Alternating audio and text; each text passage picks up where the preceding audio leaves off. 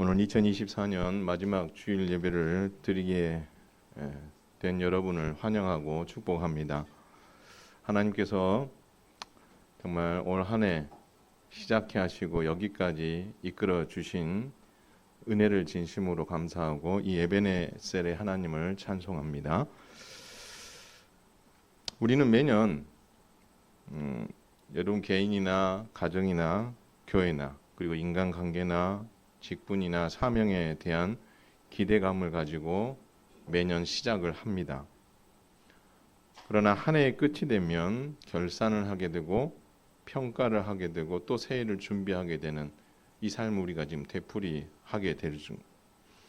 그런데 중요한 것은 기대는 크게 시작했지만 마지막 결산할 때에 만족스럽지 못한 경우도 많고 그것 때문에 속상하기도 하고 좀 더 열심히 했으면 좀 더 잘했더라면 그때 정말 이때 이렇게 했더라면 이런 좀 아쉬움을 또 느끼면서 우리 스스로를 반성하게 됩니다. 특히 믿음의 영역에서는 더 그런 것 같아요. 내가 요번에 올해는 더 믿음 안에서 이렇게 살았더라면 더 좋았을 건데 라는 그런 아쉬움들을 여러분 가지게 될 겁니다. 저만 가지는 건 아니지요. 여러분 모두가 그런 아쉬움이 다들 있으실 거예요. 자, 그럴 때에 오늘 우리 예수님께서 우리에게 주시는 이 교훈을 잘 받으셔서 하나님 나라에 대한 이해 그리고 재림에 대한 이해 그 속에서 우리가 어떻게 준비하고 어떻게 결산하고 어떻게 평가를 하면서 또 새해를 맞이할지 그리고 마지막 주님의 최종 이 결산을 우리가 있을 것을 믿는다면 그 결산을 대비해서 내가 어떻게 살아야 될지 다시 한번 우리의 마음과 생각을 정리하고 헌신하는 그런 시간 삼으시기를 주님의 이름으로 부탁을 드립니다. 그래서 오늘은요, 성도는 천국 완성과 함께 재림하실 예수님의 최종 결산을 준비하며 살아야 된다라는 제목으로 함께 한 말씀을 나누도록 하겠습니다. 여러분 오늘 우리가 읽었던 누가복음 17장은 예수님께서 마지막 유월절을 지키시기 위해서 예루살렘을 향하는 가운데 일어난 이야기입니다. 저 위에서 사마리아와 갈릴리를 이렇게 지나 지금 예루살렘을 향하는 중에요. 예수님께서는 많은 것을 교훈하십니다. 그 중에 제자들에게는 이제 내가 예루살렘에 올라가서 장로들에게 고난을 받고 죽었다가 3일 만에 다시 살아날 것이다라는 것도 교훈하십니다. 그리고 여리고에 와서는 여러분이 잘 아시는 삭개오를 구원에 이르게 하시고 그의 가정에 들어가 식탁교제도 하는 그런 일들도 하십니다. 자, 이런 일들 가운데에 하나님께서 특별한 은혜를 많이 베푸신 거죠. 앞으로 일어나게 될 구원 역사에 대해서 미리 알려주시기도 하고 또 구원받아야 될 백성을 살리시기도 하고 자, 이렇게 분주하게 이렇게 은혜를 끼치면서 예루살렘을 향하는 중에도 예수님의 주변을 늘 맴돌지만 은혜를 누리지 못한 채 오해만 하는 무리가 있었습니다. 그들이 바로 오늘 본문에 등장하는 바리새인들입니다. 그들은 항상 예수님을 못마땅하게 여겼습니다. 그래서요, 항상 마음에 어떻게 하면 예수님을 걸고 넘어질까? 제대로 된 시험 문제를 내서 어떻게 하면 예수님을 공경에 처하게 만들까? 그래서 시험하려는 그 마음을 품고 늘 공격적이고 불쾌한 어투로 예수님께 질문을 하기를 좋아했던 무리들이 이 바리새인들입니다. 이런 사람들하고 있으면 정말 피곤할 것 같지 않습니까? 근데 예수님께서는 3년 동안 이들을 받아주십니다. 아니나 다를까 오늘도 바리새인들이 예수님께 시험하는 어투로 묻습니다. 근데 그 질문의 내용이 상당히 큰 이야기를 합니다. 한번 따라서 하겠습니다. 하나님 나라가 어느 때에 임하나이까? 들은 건 있고 믿는 바는 있는 거죠. 하나님의 나라는 분명히 임한다는 건 알고 있어요. 근데 어느 때에 임하는가에 대한 것을 예수님께 질문을 하는 거죠. 그런데요, 이 질문은 따지고 보면 하나님의 나라에 대한 그리고 예수님에 대해서 많이 오해하고 있기 때문에 하는 질문이다라는 거예요. 질문의 내용은 좋은데 그 질문하는 사람들의 그 바탕으로 마음의 세계로 들어가 보면 그들은 예수님도 오해하고 있고 하나님 나라에 대해서도 많은 오해를 하고 있더라라는 것입니다. 그럴 수밖에 없는 것은 바리새인들은 아직 하나님의 나라가 오지 않았다라고 확신하고 있었기 때문에 그렇습니다. 여러분 실제 누가복음 19장 11절을 보면 바리새인들이 이 하나님의 나라에 대해서 크게 오해하고 있었다는 것을 단적으로 보여주는 말이 있습니다. 제가 읽어드릴게요. 이는 자기가 예루살렘에 가까이 오셨고 예수님께서 예루살렘에 가까이 오셨고 그들은 하나님의 나라가 당장에 나타날 줄로 생각함이더라. 그러니까 이 말은 무슨 말이냐면 예수님께서 예루살렘에 입성하시게 되면서 그분이 만약 우리가 기다리는 메시아라고 한다면 하나님의 나라가 예루살렘에 입성하시면서 당장에 임하게 될 것이다라는 확신을 가지고 있었죠. 달리 말하면 그들은 하나님의 나라가 아직 나타나지 않았다라고 굳게 믿고 있었고 이번 기회에 예루살렘에 예수님께서 올라가시면 그 하나님의 나라가 임할 것이라는 약간의 기대감을 그들은 가지고 있었다는 것을 이 본문을 통해서 알 수가 있습니다. 그래서 예수님께서는 하나님 나라에 대해서 이런 오해를 가지고 있는 바리새인들의 오해를 바로 잡아주시기 위해 교훈하십니다. 첫 번째 교훈 내용은요. 한번 따라서 하겠습니다. 하나님의 나라는 눈으로 볼 수 있게 임하지 않는다. 여러분 이 바리새인들은요. 하나님의 나라가 이렇게 손에 잡히는 것처럼 여겼어요. 자신들이 지금 로마 제국의 그 지배 아래에 있습니다. 하나님의 나라가 임한다면 정치적인 독립이 일어나게 되고 그들이 이제는 제국의 발 아래에 묶여 사는 게 아니라 해방되어져서 자유를 누리며 살아가게 될 것이다. 그렇게 그들은 굳게 믿고 있었습니다. 그래서 그들이 아직 하나님의 나라가 임하지 않았다라고 생각했었던 가장 큰 이유 중에 하나는 뭐냐면 정치적인 어떤 투쟁도 지금 나타나고 있지 않기 때문에 하나님의 나라가 임하지 않았다라고 판단한 거죠. 그것이 그들의 눈에 보이게 되면 그때야 비로소 하나님의 나라가 임했다라고 그들은 믿는 거죠. 그래서 예수님께서 이번 기회에 예루살렘에 올라가면 정치적인 어떤 혁명과 같은 일들이 일어나게 될 거고 그것을 기반으로 해서 하나님의 나라가 임하게 될 것이다. 바리새인들은 그렇게 생각했던 거죠. 그러니까 그런 정치적인 어떤 투쟁들이 아직 보이지 않으니 하나님 나라가 오지 않았다라고 오해하고 있었던 것입니다. 그런데 주님은 말씀합니다. 하나님의 나라는 눈으로 볼 수 있게 임하지 않는다. 이 말이 뭐냐면 너희들이 생각하는 방식으로 이루어지는 게 아니야. 너희들은 정치적으로 독립을 하고 전쟁을 해서 독립을 하고 혁명을 일으켜서 독립을 하고 그렇게 너희들이 눈에 보이는 일들이 있어야 하나님의 나라가 임했다라고 믿는데 하나님의 나라는 그렇게 임하는 게 아니야 라고 예수님께서 말씀해 주십니다. 그러면 우리 입장에서도 생각해 보면 그렇다면 이런 질문을 해볼 수 있습니다. 그러면 하나님의 나라는 어떻게 임하는 것입니까? 혁명을 통해서, 전쟁을 통해서, 정치적인 어떤 쇼를 통해서 이루어지는 게 아니라면, 그렇게 눈에 보이는 것으로 이루어지지 않는다면 어떻게 하나님의 나라가 임하고 나타날 수 있는 걸까요? 라는 질문을 우리도 해볼 수 있습니다. 그런데 이 질문에 대해서 예수님께서는 좀 충격적인 대답을 주십니다. 한번 따라서 하겠습니다. 하나님의 나라는 너희 안에 있다. 여러분 이 바리새인들에게 말씀합니다. 하나님의 나라는 너희 안에 있다. 이렇게 대답을 하시는 거예요. 여러분 이 말이 무슨 말인지 좀 이해가 되십니까? 여러분 너희 안에 있다 이 말은 우리가 이렇게 생각해 볼 수 있어요. 바리새인들의 심령 안에 하나님의 나라가 있다. 이렇게 생각해 볼 수 있잖아요. 너희가 바리새인이니까 너희 안에 있다 이 말은 하나님의 나라가 바리새인들 너희 안에 있다라고 이해해 볼 수 있습니다. 그러면 여러분 이 말이 이렇게 이해한다면 이 말이 맞는 말일까요? 틀린 말일까요? 바리새인들의 심령에 하나님의 나라가 임했다. 이게 맞는 말일까요? 틀린 말일까요? 틀렸으니까 제가 물어봤겠죠. 그렇죠?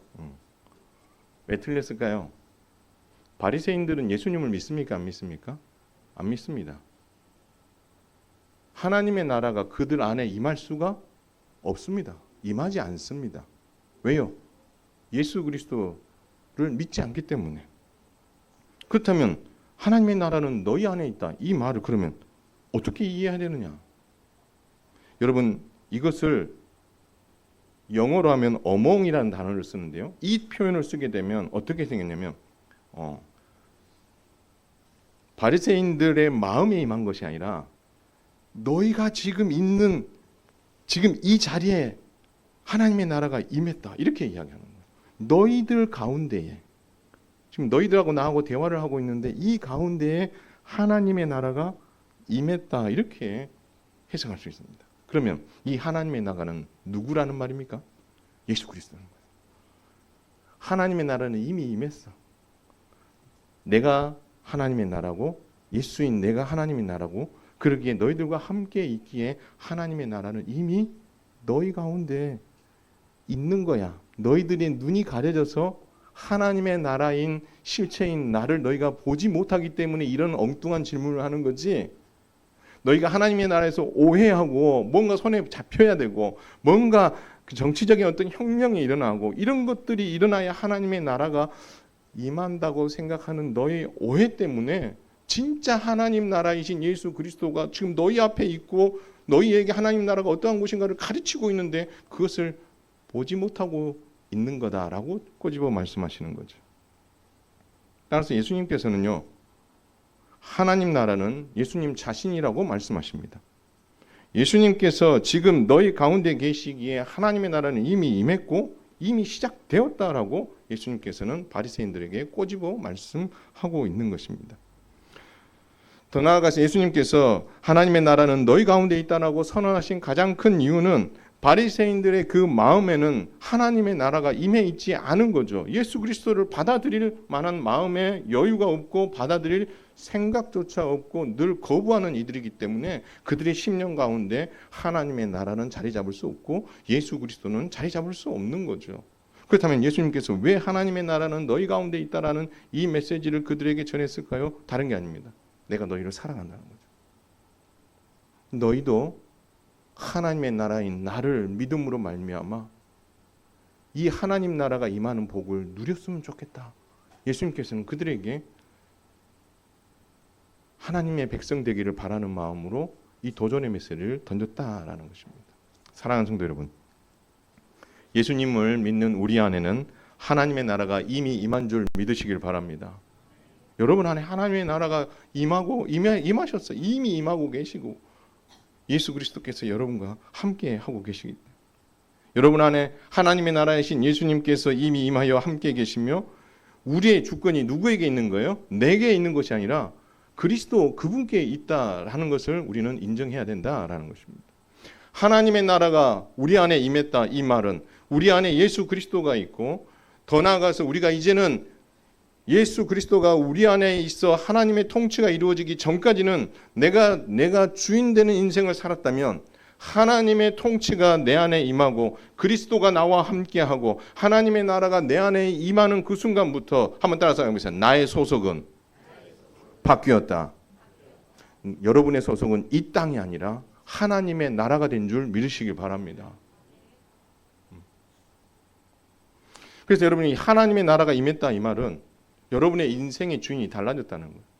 여러분의 소속이 세상, 땅이 아니라 하늘에 소속되고 하나님의 나라에 소속되고 그리고 하나님의 나라의 정말 통치자이신 예수 그리스도의 통치를 받는 인생이 되었다라고 우리에게 말씀해 주고 있다라는 거예요. 그렇기 때문에 바울은 우리에게 그리스도로 옷 입은 자답게 살아야 된다라고 말씀하고 있다라는 것입니다. 하나님의 백성으로서 하나님의 통치를 여러분 개인이 경험해야 하며 현흥교회 안에서 성도들과 관계 안에서 이것을 경험해 가는 것이 믿음 생활인 거죠. 그래서 우리가 한 해를 시작하면서 내가 하나님의 나라가 내 안에 임했다라고 인식하며 살아간다면 여러분 개인의 주인이 그리스도이시며 우리 교회의 머리가 예수 그리스도이시며 함께 믿음 생활하는 성도들 개개인의 주인이 그리스도이심을 안다면 내가 어떻게 그 백성들과 함께 하나님의 나라를 꿈꾸며 마음을 같이하며 헌신할 것을 생각하며 살아가는 성도, 그가 바로 하나님의 나라가 임한 성도의 삶을 살아가고 있는 것이라는 사실을 믿으시기를 주님의 이름으로 축원을 드립니다. 그래서 여러분이 우리가 함께 믿음 생활하는 성도들과 마음을 같이하고 피 한 방울 섞이지 않았지만 함께 하나님 나라를 위해서 헌신해야 되는 가장 큰 이유는 그분 안에 거하신 하나님의 나라가 내 안에도 거하고 계시고 함께 현흥교회에 속한 성도들 모든 심령 안에 그 하나님의 나라가 임하셨고 그 예수 그리스도의 통치를 받기에 우리는 어떻게 해야 돼요? 함께 마음을 같이하고 그 하나님께서 이루실 그 하나님의 나라를 기대하면서 함께 손잡고 나아가는 일들을 우리는 꿈꾸고 그 일에 헌신하는 것이 우리 주님이 우리에게 바라시는 바라는 사실을 믿으시기를 주님의 이름으로 축원을 드립니다. 올 한 해 여러분 정말 수고 많으셨습니다. 여러분 가정을 꾸려가고 그리고 교회를 섬기고 헌신하는 모든 일들 속에 많은 수고가 있었던 것을 알고 있습니다. 내년에도 그런 헌신을 하게 되고 여러분 수고를 하게 되겠죠. 그럴 때에 이제는 올해보다도 한층 더 생각의 수준과 깊이가 달라져서 내 안에 하나님의 나라가 임했다는 사실, 우리 가정 안에 하나님의 나라가 임했다는 사실, 이 교회 안에 하나님의 통치가 지금도 있다는 사실을 인정하면서 내가 어떻게 우리 가정을 믿음 안에서 잘 세워갈 것인가, 그리스도를 머리 삼아 내가 우리 교회 안에서 내게 맡겨주신 직분을 감당하면서 함께 믿음 생활할 성도들과 더불어 어떻게 행복하게 신앙생활할 것인가. 여러분 그것은 우리 안에, 여러분 안에 동일하게 하나님의 나라이신 예수 그리스도가 임하고 계시고 통치하고 계시기 때문에 항상 그것을 염두에 두고 사명을 감당해야 되는 것이 우리의 삶의 자세라는 것이죠. 그래서 우리의 성격, 조그만 어떤 일이 있으면 확 이렇게 화를 낸다거나 어떻게 또 너무 이렇게 말 안 하고 입을 딱 다물고 있다거나 이렇게 함으로 소통이 단절되는 것이 아니라 정말 하나님 안에서 우리의 통치자이신 그 예수 그리스도 안에서 함께 하나됨을 이루며 그 하나님 나라를 건강하게 만들어가기 위해서 내 자신을 낮추고 내 자신을 죽이고 남을 나보다 낮게 여기면서 함께 어떻게 해요? 그것을 맞춰가는 그 수고가 여러분 곧 하나님의 나라가 임했다는 증거라는 사실을 여러분 꼭 기억하셔서 신앙생활은 나 혼자 하는 거야 생각하며 혼자 믿음 생활하기 위해 하는 것에 만족하는 인생이 아니라 성도가 아니라 함께 더불어 신앙생활하면서 각자의 심령 안에 거하신 예수 그리스도 그 하나님 나라를 더 풍성하게 세우기에 마음을 다 모아 헌신하는 우리 현흥교회 성도들 다 되시기를 주님의 이름으로 축원을 드립니다. 정치적인 독립투쟁이 나타나지 않았기 때문에 하나님의 나라는 아직 임하지 않았다고 주장하는 바리새인들의 이 오해를 풀어주신 예수님께서는 자신이 하나님 나라며 하나님의 나라는 예수님이 이 땅에 오심으로 이미 시작됐다고 선언하셨습니다. 근데 중요한 게 하나 있어요. 기독교 세계관의 가장 큰 굵직한 어떤 하나의 주제는 한번 따라서 하겠습니다. 시작이 있으면 끝이 있다. 믿으시기 바랍니다. 창조가 있고 새 창조가 완성되어 새 예루살렘과 그리고 새 하늘과 새 땅이 예비됐던 것처럼 시작이 있으면 뭐가 있는 거예요? 끝이 있게 돼 있는 거예요. 그래서 예수님께서는 자신을 뭐라고 소개했습니까? 나는 알파와 오메가요, 처음과 나중이라고 말씀하셨어요. 같은 맥락에서 예수님 자신이 하나님 나라도 이미 시작되었으며 또한 재림과 함께 그 하나님의 나라가 완성됨으로 끝이 난다라고 우리에게 교훈하고 계신다라는 것입니다. 그래서 오늘 누가복음 17장에 이 재림에 대한 교훈을 하실 수 있는 것은 하나님의 시작을 누구를 통해서 알리셨어요? 예수님께서 이 땅에 오심으로 시작됐던 것을 알리셨잖아요. 그렇죠? 그 주님은 오늘 그렇다면 이 하나님 나라가 완성되는 때도 있다. 그때가 언제라는 거예요? 주님이 다시 오시는 그 재림의 때다. 그것을 하나로 묶어서 이야기하신 이유가 뭐냐면 이것은 뗄래야 뗄 수 없는 거죠. 시작이 있으면 뭐가 있는 거예요? 끝이 있는 거예요. 윤회가 아니거든요. 윤회가. 그래서 예수님께서는 하나님 나라가 완성된 재림의 때에 우리가 어떻게 살아야 될지 그때를 바라보면서 그리고 어떤 방식으로 오는지 우리는 어떤 마음으로 준비해야 될지를 예수님께서는 우리에게 말씀해 주신 거죠. 사실 여러분 하나님의 나라가 예수님이 이 땅에 오시면서 시작됐고 재림으로 말미암아 주님은 다시 오심으로 그 나라는 완성될 것입니다. 그런데 중요한 게 하나 있어요. 이 시작과 이 끝 사이에 지금 누가 살고 있는 거예요? 저와 여러분이 살고 있는 거예요. 이 시작과 끝 사이에 저와 여러분이 살고 있는데 이 삶을 들여다보면 어때요? 여러분 매번 승리하고 매번 영광스럽고 매번 모든 것이 잘 되는 그런 어떤 삶을 사는 건 아니잖아요.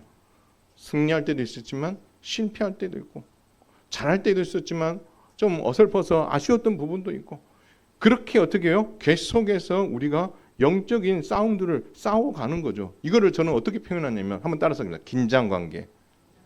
그렇죠. 예수님이 오셔서 시작된 하나님 나라, 예수님께서 다시 오실 그 중간을 살아가는 우리는요, 항상 영적으로 깨어 있어서 이 영적인 긴장감을 가지고 살아야 된다라고 우리 예수님께서는 좀 이따 교훈하고 계시고 그렇게 우리가 이해하며 살아가는 것이 이 땅을 살아가는 성도의 삶이라고 주님은 우리에게 교훈하고 계신다라는 것입니다. 예수님 믿고 잘 되고 예수님 믿고 모든 것이 잘 되는 것이 아니에요.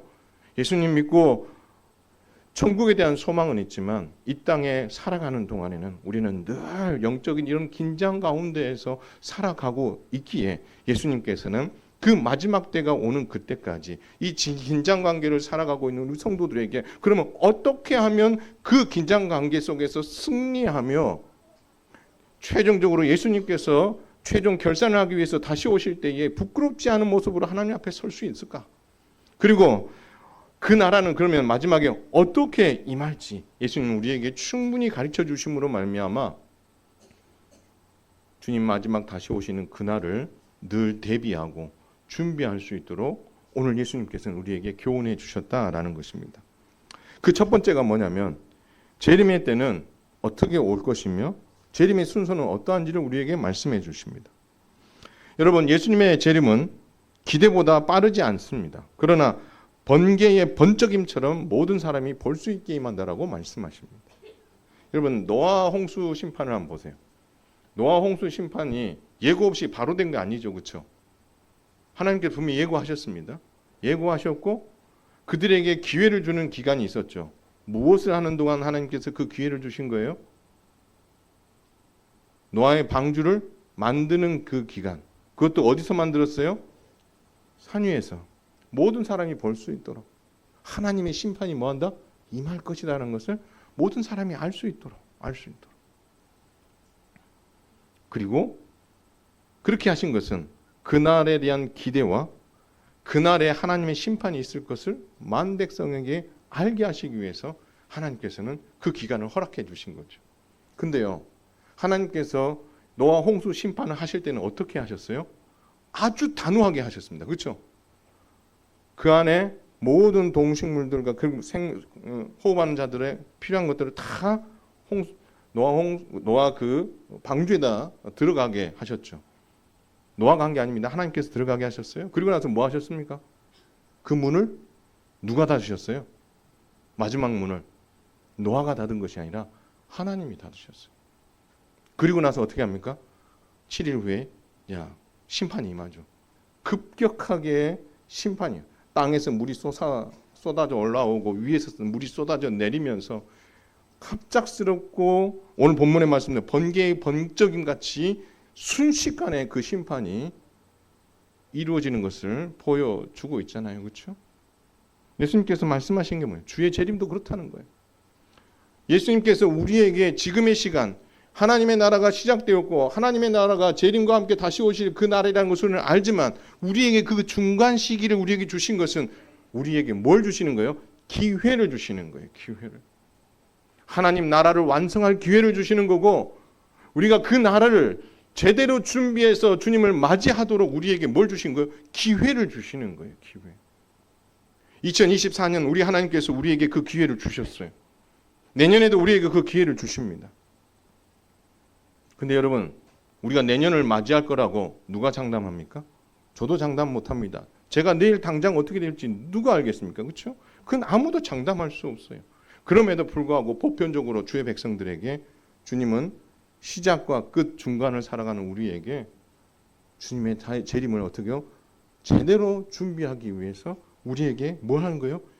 기다려 주시는 거예요. 기회를 주시는 거예요. 재림이 늦어지는 이유가 그거죠. 그러나 주님의 재림이 시작될 때는 어떻게 임한다고요? 번개의 번쩍임처럼 순식간에 그것이 이루어지면서 모든 사람들이 그것을 다 보게 되고 결국에 최종 결산을 하신 예수님을 우리가 맞이하며 그 앞에 서게 될 것이다라고 말씀하고 있다라는 것입니다. 따라서 지금 우리 눈에 당장 보이지 않기에 우리는 마음을 놓을 수 있어요. 내 눈에 아직 안 보이니까. 누구처럼 유대인들처럼 자신들이 생각하는 징표가 눈에 보이지 않으니까 하나님의 나라는 임하지 않았다라고 마음 푹 놓고 있는 바리새인들처럼 주님의 재림의 때가 아직 오지 않을 것이다. 설마 내 때에 오겠느냐라고 생각하고 있는 이들을 향하여 오늘 주님은 경고하고 계시는 것이죠. 깨어 있어라, 깨어 있어라. 그때는 아무도 모르지만 이 시간은 너희들에게 기회를 주는 시간이고 제대로 다시 한번 헌신할 수 있는 기회를 주는 시간이고 그 하나님 나라를 너희에게 맡겨준 것을 제대로 감당해서 결산할 때에 내 앞에 부끄럽지 않은 모습으로 설 수 있도록 내가 기회를 주는 거지. 그 마지막 심판이 딱 시작되는 순간에는 번개가 번쩍임 같이 순식간에 주의 재림이 일어나면서 너희들은 최종 결산을 하게 될 예수님 앞에 서게 될 것이다라고 말씀하고 있다. 깨어 있어서 준비할 수 있기를 주님의 이름으로 축원을 드립니다. 두 번째, 예수님께서 오늘 이 재림을 통해서 교훈하시는 것은 이 재림이 그리고 마지막 때가 선포되었는데도 불구하고 이 땅에 살아가는 사람들이 어떠한 마음을 가지고 살아가고 있는지를 예수님께서는 꼬집어 말씀하십니다. 그때에 예수님께서 두 가지 때를 비유하는 거죠. 하나는 노아의 때와 하나는 롯의 때를 이야기합니다. 근데 예수님의 결론은 뭡니까? 노아의 때나 롯의 때나 재림의 때나 똑같다라고 말씀하십니다. 그럼 어떤 특징이 나타날까요? 노아의 때는 이렇게 이야기합니다. 노아가 방주에 들어가던 날까지 사람들이 먹고 마시고 장가들고 시집 가더니라고 기록하고 있습니다. 롯의 때는 어떻게 해요? 또 롯의 때와 같으니 사람들이 먹고 마시고 사고 팔고 심고 집을 짓더니라고 말씀합니다. 일상생활을 하는 거죠. 일상생활. 그러면서 26절에 말합니다. 노아의 때가 된 것과 같이 인자의 때도 그러하리라. 30절에 인자가 나타나는 날에도 이러하리라. 이 말은 뭐냐면 노아의 때나 롯의 때나 심판이 선언되었는데도 불구하고 그것을 대비하지 않고 일상에 몰두하고 있었다라는 거죠. 여러분, 먹고 마시고 장가들고 시집가는 것이 잘못된 겁니까? 잘못된 거 아니에요. 이걸 말씀하는 게 아니에요. 이런 일상은 당연히 우리가 살아가는 거예요. 그럼에도 불구하고 그 일상 가운데서 무엇을 인식하지 않으며 살아가는 거예요?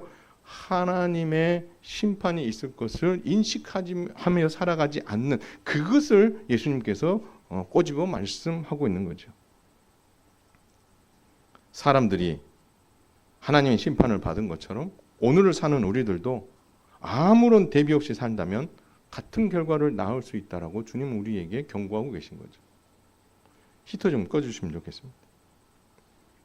세 번째는요, 재림을 맞이할 준비를 하라고 말씀하십니다. 그 본보기로 누구를 말하냐면 롯의 처를 이야기합니다. 롯의 처가 대체 뭘 했기 때문에 그렇죠? 소돔과 고모라의 심판 때에 그 하나님의 심판이 임하는 장면을 돌아보지 말라고 했는데 뭐 했죠? 돌아봤어요. 그리고 소금 기둥이 되잖아요. 그래서 예수님께서 그것과 비슷한 류의 말씀으로 이렇게 말씀하십니다. 그날에 만일 사람이 지붕 위에 있고 그의 세간이 그 집 안에 있으면 그것을 가지러 내려가지 말 것이요. 밭에 있는 자도 그와 같이 뒤로 돌이키지 말 것이니라. 아이고, 주님 오셨는데, 예수님 잠깐만요. 저 내 집에 숨겨놓은 금덩어리 있는데요. 그거 잘 있나 확인하고 거기 어떻게 내려가지 말라는 거예요. 이 말은요, 다른 말은 뭐냐면 소유나 땅의 것에 집착하지 말라는 겁니다. 주님 다시 오시는 날 그거 들고 갈 사람 아무도 없다는 거죠. 오직 하나님과 친밀한 관계를 맺는 그 일에 집중하고 하나님을 바라보며 의지하는 삶을 살아가는 것이 이 시작과 끝 중간에 살아가는 재림을 바라보며 기대하며 살아가는 성도의 삶이다라고 예수님께서는 우리에게 말씀해 주고 있다라는 것입니다. 이 땅에서 조금 어렵게 사는 분들도 있습니다. 많죠. 아침부터 눈 떠서 밤늦게까지 수고의 땀을 흘리고 온몸이 만신창이가 되고 아프고 힘들어도 병원 한번 제대로 가서 치료할 수 없는 일을 해야 되니까 그렇게 살아가는 분들도 많고, 말 그대로 재정적인 어려움이 있어서 넉넉히 살지 못하는 이들도 많고, 질병으로 인해서 고통하는 이들도 많고, 많은 어려움들이 있는 건 사실입니다. 그러면서도 세상에 대한 집착을 못 버리는 게 우리 인생들인 거예요. 그런데 예수님 말씀합니다. 그 세상의 집착을 버리라는 거예요. 하늘에 소망을 두고 하나님과 친밀한 관계를 맺으면서 하나님을 바라보며 그분에게 소망을 두며 마지막 날 주님 앞에 섰을 때 하나님, 내가 부끄럽지 않은 모습으로 서고 싶습니다. 그 마음 가지고 이겨내라는 겁니다. 그리고 어떠한 형편 가운데도 세상의 방식을 따라가지 아니하고 하나님 편에 서라고 주님 말씀하시는 거예요. 하나님 편에 서게 되면 고난이 뒤따라오게 되고 힘겨울 수 있어요. 그러나 그것을 잘 견디는 자가 하나님과 영원히 살게 될 것이라고 주님 말씀하시면서, 자기 목숨을 보존하고자 하는 자는 잃을 것이요 자기 목숨을 잃고자 하는 자는 뭐 할 것이다? 보존되리라. 하나님 나라를 위해서 목숨 걸고 헌신하게 되면 거기에 대해서 하나님께서 뭐 해주겠다? 보상해 주시겠다라고 말씀하는 거예요. 그러나 셈 다 해보고 계산 다 해보고 이거는 되고 안 되고를 스스로 판단하면서 자신에게 어떤 것이 유익이 될 것인가, 내 목숨에 이것이 이익이 되는가 이익이 되지 않는가를 주판알을 튕겨보면서 살아가는 자에게는 보존된 것도 다 잃어버리게 된다고 주님 말씀하고 계신다라는 것입니다. 그렇다면 바리새인들은 이 교훈을 받아들였을까요? 안 받아들였을까요? 받아들이지 않습니다. 그래서 예수님께서 실제 피부로 와닿는 메시지로 경고합니다. 여러분, 그 경고의 메시지가 오늘 본문 맨 마지막 줄에 나옵니다. 자, 저를 한번 따라서 해보겠습니다. 죽음이 있는 곳에는 독수리가 모이느니라. 여러분, 이 본문을 읽으시다 보면 왜 갑자기 이런 말씀을 하시지라는 생각을 해보게 될 거예요. 그리고 이게 무슨 말이지? 라는 생각을 안 하실 수도 있는데, 여러분 조금만 읽다 보면 문맥상 이건 좀 안 맞는 것 같아 라는 생각을 해볼 수 있습니다. 여러분, 죽음이 있는 곳에는 독수리가 모입니다. 죽음이 먼저 시체잖아요. 그렇죠? 시체가 모인 곳에 독수리가 어떻게 모여서 그 시체를 뜯어먹잖아요. 그렇죠? 그 얘기를 하고 계시는 거거든요. 근데 어떻게 보면 앞뒤 문맥과는 보면은 안 맞는 것처럼 보여요. 그러나 주님 말씀하십니다. 바리새인들과 유대인들에게 경고하시는 거죠. 너희가 재림의 때를 준비하지 않으면 너희에게 뭐가 임할 것이다? 심판이 임하게 될 것이다. 여기서 죽음이 있는 곳이 어디냐면 예루살렘을 말합니다. 그리고 독수리가 모인다, 이 표현은 하나님의 심판이 임한다라는 겁니다. 그럼 이 독수리는 그럼 뭐냐? 여러분, 독수리가 뭘 것 같아요? 약간 상징적인 개념이 있지만 이 독수리는 로마 제국의 문양입니다. 그리고 이 죽음이 있는 곳이 예루살렘을 말한다고 신학자들은 이야기합니다. 그렇다면 여러분, 이것이 말하는 의미가 뭡니까? 이 사건이 진짜 일어납니다. AD 70년에 예루살렘이 로마 제국에 의해서 멸망당합니다.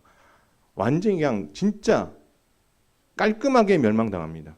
그리고 로마 제국이 그렇게 했다는 것을 징표로 남긴 게 통곡의 벽입니다. 그거 딱 하나 남겨놓고 싹 다 없애고, 성지순례 다녀오신 분들 마사다 다녀오셨죠, 그렇죠? 그 마사다 항쟁의 그 마지막 그 항쟁 장소가 AD 70년에 예루살렘 멸망의 결정적인 맨 마지막 사건으로 그것과 함께 예루살렘 멸망이 종결이 나거든요. 하나님 말씀하시는 거예요. 얘들아, 너희들 마지막 재림 때를 준비하지 않으면 너희들 이렇게 심판받게 될 거야.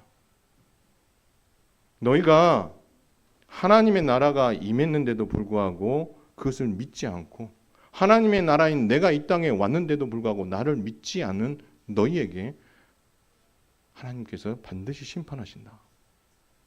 그리고 교회를 핍박한 너희에게 하나님은 반드시 심판하신다. 그렇게 말씀하시고 너희들 이거 허투루 들으면 안 돼. 곧 있으면 이 일이 일어나. 결국 AD 70년에 로마 제국이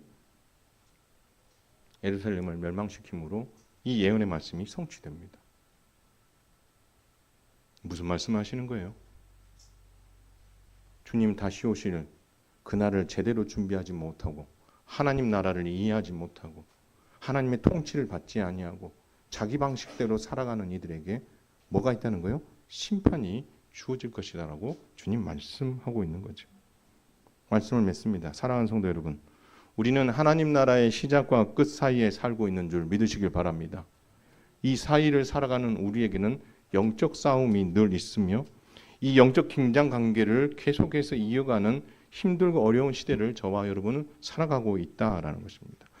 먼저 이거 인정하셔야 됩니다. 우리가 힘들고 어렵게 고난을 겪으며 살아가는 것, 이런 영적인 세계 안에서 주어지는 고난이 우리에게 있다는 것을 먼저 인정하시기를 바랍니다. 그리고 우리가 해야 될 일은 그렇다면 주님이 약속하신 하나님의 나라가 완성되어지고 주님이 다시 오실 그날이 분명히 오실 텐데 그렇다면 내가 이 땅에서 고난 가운데 힘들고 어렵고 믿음을 지키면서 수고를 하는 이 수고에 대한 결산이 반드시 그날에 있게 될 텐데 그렇다면 나는 어떻게 그 결산을 준비할 것인가? 여기에 우리가 마음을 모으고 살아가는 것이 이 땅을 살아가는 우리의 삶의 목적과 이유가 되어야 된다라는 것입니다.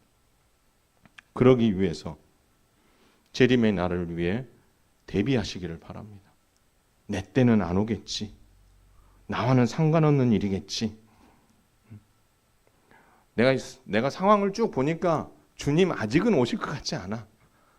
이런 여유로운 마음을 가지고 계십니까? 그 마음까지도 주님은 알고 계십니다. 그리고 그 준비하지 않는 그 마음과 그 삶 자체도 우리 주님은 다 보고 계시고 듣고 계시고 알고 계십니다. 그리고 마지막 주님이 하나님 나라가 완성되어지고 재림에 그리고 우리는 그분 앞에 섰을 때에 그 모든 것이 그분 앞에 다 드러나게 될 것입니다. 따라서 우리는 이 힘든 시작과 끝에 이 중간길을 살아가는 우리는 따라서 주님 다시 오실 그날에 대한 소망과 믿음을 가지고 제대로 준비되어져서 그 날에 주 앞에 서기에 부끄럽지 않은 모습으로 설 수 있게 되기를 주님의 이름으로 축원을 드립니다. 여러분에게 맡겨주신 달란트, 여러분에게 맡겨주신 재능, 여러분에게 맡겨주신 직분, 여러분에게 맡겨주신 사명, 그 모든 것을 주와 그리스도를 위해 하나님의 나라와 교회를 위해 여러분 어떻게 사용하고 계시는지를 여러분 계속해서 평가해보고 돌아보셔야 된다라는 것입니다. 한 해가 지났으니 아이고 잘 무난하게 지나갔네. 이 정도가 아니고요. 정말 하나님 앞에서 씨름하듯 내가 2024년을 과연 주님의 다시 오실 그 재림의 날을 준비하는 그 심정으로 내가 이 한 해를 돌아봤을 때 나는 과연 성적표가 몇 점이라고 말할 수 있는가? 하나님 앞에 이것을 내어놓을 것이 과연 있는가? 나는 세상의 것에 집착하고 있지 않았는가? 내 생각이 맞다고 생각하고 거기에 매워서 거기에서 나오지 못하고 허덕이고 있지는 않은가? 나는 과연 주님이 보셨을 때 정말 수고 많았다. 내가 너의 수고와 내가 너의 헌신과 하나님 나라를 위한 너의 그 모든 노력들을 내가 알고 있다라고 평가받을지 우리는 어떻게 우리 자신을 늘 살피며 돌아봐야 되는 거죠. 한 해가 지나간 것에 만족하는 것이 아니라 하나님 참 부족했습니다. 내년 저에게 또 한 번 기회를 주시는군요. 또 한 번 기회를 주시는군요.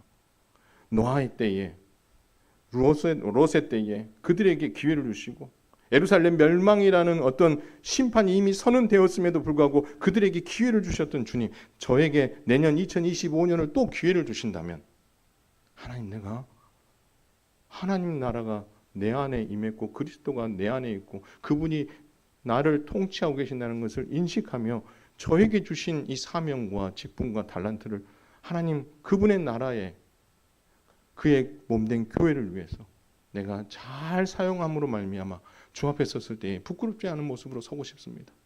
하나님 2025년을 저에게 기회를 주신다면 내가 그렇게 다시 한번 헌신하고 싶습니다. 이런 마음으로 여러분 이 연말을 보내야 되는 게 아닌가 싶은 거죠. 마지막으로요. 여러분 죽음이 있는 곳에 독수리가 모이느니라라고 예수님은 경고하십니다. 그 경고는요. 유대인들을 향한 경고입니다. 그러나 이 경고는 우리를 향한 경고이기도 하다는 것을 여러분 기억하십시오. 심판은 나와 무관하다. 마음 놓고 편안하게 있을 수 없다는 겁니다. 하나님께서는 우리에게 주신 그 부분들에 대해서 반드시 셈하실 것이고 때로는 그들에게 어려운 고난을 주셔서 깨닫게 하시고 다시 사명의 자리에 서실 수 있도록 하나님 도와주신. 그런다면 여러분 굳이 맞을 이유가 없는 매를 맞으며 굳이 이런 심판을 경험하면서 내 자리로 돌아오는 게 지혜로운 자입니까? 아니면 지금 내가 서 있을 자리가 언제인지를 알고 빨리 돌이켜서 아버지 앞에 사명의 자리 앞에 직분의 자리 앞에 서는 게 지혜로운 자일까요? 나는 괜찮겠지? 아니요, 괜찮지 않습니다. 유대인들도 그렇게 생각했어요. 이것은 우리를 향한 경고이고 우리를 향한 메시지인 거죠. 이거는요, 우리를 겁박주기 위함이 아니에요. 오해하시면 안 돼요. 하나님은 우리를 사랑하시는 하나님이죠. 우리에게 다시 기회를 주고 싶으셔서 야, 너희도 예외가 될 수 없으니까 제발 하나님 나라가 너희 안에 임했다면, 너희 안에 예수 그리스도가 있다면, 너희 안에 그리스도가 너희의 참 주인이요 통치라면 너희의 관심사가 세상이 아니라 하나님 나라가 되었으면 좋겠고, 너의 관심사가 나의 이익이 아니라 그리스도의 이익과 교회의 이익이 되었으면 좋겠고, 나의 욕심이 세상 무력이 아니라 하나님 나라의 그 거룩한 것을 쌓아두는 것에 관심을 두는 것, 그렇게 살기를 우리 주님은 바라시기 때문에 이런 경고와 함께 우리에게 권면하고 계신다라는 것입니다. 이 권면을 믿음으로 받으심으로 말미암아 정말 하나님 앞에 부끄럽지 않은 모습으로 서고 또 올 한 해를 잘 평가하고 내년 한 해 하나님께서 또다시 우리에게 그 하나님 나라를 이루어가는 일에 또 한 번의 기회를 주신다면 이 기회를 잘 포착하고 붙잡아서 다시 이 사명의 자리에 서서 내년 한 해 그리스도와 그의 몸된 교회를 위해 기쁘게 헌신하는 우리 현흥교회 성도들 모두가 될 수 있기를 주님의 이름으로 축원을 드립니다. 찬송하겠습니다.